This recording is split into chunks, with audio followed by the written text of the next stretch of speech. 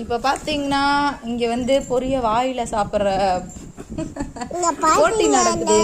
அதுல இந்த ஒரே ஒரு சிங்கம் மட்டும்தான் கலந்துருக்காரு, வேற யாரும் போட்டிக்கு ஆள் இல்ல. அப்படிதான்டி அப்ராசு? ஏய் இங்க பாரு, உங்க வீட்டு சிங்கக்குட்டி மட்டும்தான் இதுல களம் இறங்கியிருக்காரு, போட்டிக்கு ஆளே இல்லைங்க. அவர் கூட போட்டி போட்டு யாருனாலையும் ஜெயிக்க முடியாது. அப்படிதானடி அப்ராசு?